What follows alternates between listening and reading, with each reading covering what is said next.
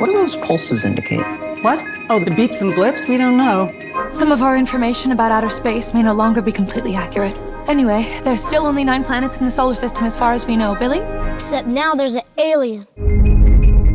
It's a film that takes place around 1955 in this fictional town called Asteroid City. These junior stargazers and space cadets get interrupted by this world-changing event with the appearance of an alien. I would describe it as an ensemble movie about a bunch of characters who don't think they're probably anything like each other, or don't seem to or appear to have a lot in common, but then pretty quickly, through a series of extraterrestrial events, realize just how similar and undifferent we can be. This film, when it came to me, it was during the quarantine time, and it was like this hopeful thing to think about and focus on in a very uncertain time. And getting to talk to Wes, it was so wonderful to connect with him and have somebody to, even in the kind of isolation that we're feeling, we were both talking about the same thing, and it just gave me so much life in a very weird time. And I think in this film, these characters are, kind of in their own worlds, not necessarily really orbiting each other. They're very much in their own thing. And then this unbelievable thing happens where they suddenly realize that they're actually kind of more human than otherwise, and they're forever changed because of that. As Jeff Goldblum says, he's playing the alien, but it's more of a metaphor.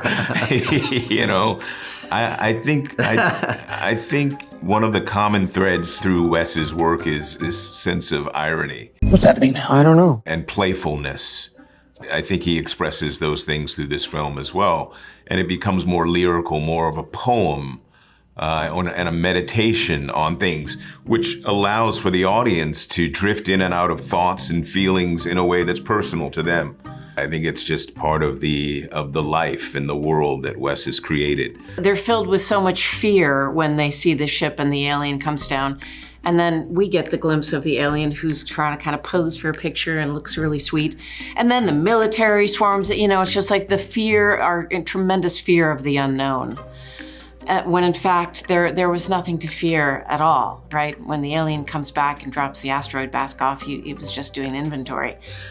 Just kind of like undercutting that level of tremendous kind of nervous fear that we seem to feel all the time. To me, there's a comment on that for sure. Yeah, and I think instead of fear, there can be a reaction of wonder, right, of curiosity, of connection. And so the fact that we were in quarantine, we had each other. So we were fortunate in that way that we weren't isolated on our own, that we actually had a little community that we were quarantined with under the kind of mystery of having this sighting together. So that was kind of exciting. Yeah. These characters in the world of Asteroid City all disperse once the quarantine is lifted, and they all must go to their various states or wherever they're from, but who are they gonna talk to about this experience?